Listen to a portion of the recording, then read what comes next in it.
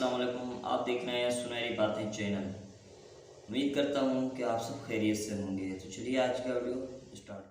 میرا آپ سے یہ سوال ہے کہ بعض لوگ خود پسندی میں اپنی جینا چاہتے ہیں یا جیتے ہیں، اور ان کی ذات میں صرف اپنی ذات ہی اہم ہوتی ہے، اور وہ نہ والدین کا خیال ہے نہ اور فیملی ممبرز کا، اور وہ بس اکثر میں ہی کرتے رہتے ہیں۔ تو ایسے لوگوں کی اصلاح کے لیے یا انہیں کس طرح سے سمجھایا جائے؟ ان میں ایک تعداد ہوتی ہے جن کو یہ شاید احساس نہیں ہوتا کہ یہ اپنے جینے کے ساتھ ساتھ اوروں کے لیے بھی ان کو جینا پڑتا ہے۔ یہ ہر چیز میں اپنی خوشی، اپنا کمفرٹ زون ڈھونڈ رہے ہوتے ہیں۔ یہ ہر جگہ پر اپنی خوشیاں تلاش کر رہے ہوتے ہیں۔ یہ ہر جگہ پر اپنے ہی تعلق سے سوچ رہے ہوتے ہیں۔ یہ بھول جاتے ہیں کہ ان کی ذمہ داریاں اس کے علاوہ بھی ہیں۔ اگر ہم اپنے ساتھ ساتھ اپنے ارد گرد کے لوگوں کے تعلق سے بھی سوچیں، مثال کے طور پر آپ کی امی کس سے خوش ہو جائے گی، آپ کے ابو کس بات سے راضی ہو جائیں گے، آپ کے بھائی بہنوں کو خوشی کیسے ملے گی، آپ کے بیوی بچوں کو خوشی کیسے میں ملے گی، آپ کے پڑوسی کس طرح خوش ہو جائیں گے۔ اگر آپ کا یہ نیچر ہے تو اس کے لیے کچھ مشقت بڑھ جاتی ہے، آپ کی نفس پر گراں گزرے گا، لیکن انشاءاللہ تعالی آپ بھی لوگوں سے محبت کریں گے، لوگ آپ سے محبت کریں گے۔ یاد رکھیے، حدیث پاک میں فرائض کے بعد سب سے افضل عبادت مسلمان کے دل میں خوشی داخل کرنا ہے۔ ذرا سوچئے، اگر وہ مسلمان آپ کی امی ہیں، آپ کے ابو ہیں، آپ کے سگے بھائی بہن ہیں، کی اولاد ہے، بچوں کی امی، آپ کی وائف ہے، بیوی ہے، آپ کے قریبی رشتہ دار ہیں، اگر آپ یہ سوچتے ہیں کہ نہیں یار میں کون اٹھے گا، تو اگر سب یہی سوچے کون اٹھے گا تو صبح نماز جنازہ میں کون جائے گا؟ اور یار کون جائے گا اتنی دور؟ تو کوئی آپ کے پاس بھی کوئی کیوں آئے گا؟ یعنی جتنا آپ ان سے دور ہیں وہ بھی تو آپ سے اتنا ہی دور ہیں۔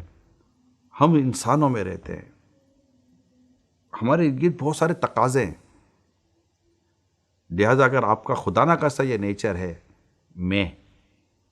میری خوشی، میری آسانی، میرا کمفرٹ زون، میری ہے، تو میری میں تو کچھ بھی نہیں یاد آئے گا۔ اگر آپ فیملی ممبر ہیں، آپ معاشرے میں رہتے ہیں، تو آپ کو اپنے ساتھ ساتھ اپنے ارد گرد کے لوگوں کا بھی خیال رکھنا پڑے گا، ان کی خواہشات کا، ان کے جذبات کا، ان کے احساسات کا، کہ وہ آپ سے کچھ ایکسپیکٹ کرتے ہیں۔ اسپیشلی جب اولاد بڑی ہو جاتی ہے تو اس سے بڑی امیدیں ہوتی ہیں ماں باپ کو، یقین مانیں، بڑی امیدیں ہوتی ہیں والدین کو۔ عجیب ہوتی ہے وہ اولاد کہ اپنے ماں باپ کی امیدوں کو چھوڑ کر اپنی خواہشات کے پیچھے ہی پڑ جاتی ہے۔ میں نہیں کہتا کہ آپ کی خواہشات کے پیچھے پڑنا ہر طرح سے غلط ہوگا، لیکن اپنے والدین کی امیدیں، اپنے بھائی بہنوں کی امیدیں، اور اسپیشلی اگر آپ گھر میں ایک بڑے بھائی کی حیثیت سے ہیں، یا آپ بڑی بہن کی حیثیت سے ہیں، یا اور کوئی فیملی میں اگر آپ کو اللہ پاک نے ایسا اسٹیٹس دیا ہے کہ آپ فیملی میں بڑے کہلاتے ہیں، تو کائنڈلی اس بات کو سمجھنے کی کوشش کیجئے گا کہ لوگ آپ سے اسی قدر بڑی توقع بھی رکھیں گے۔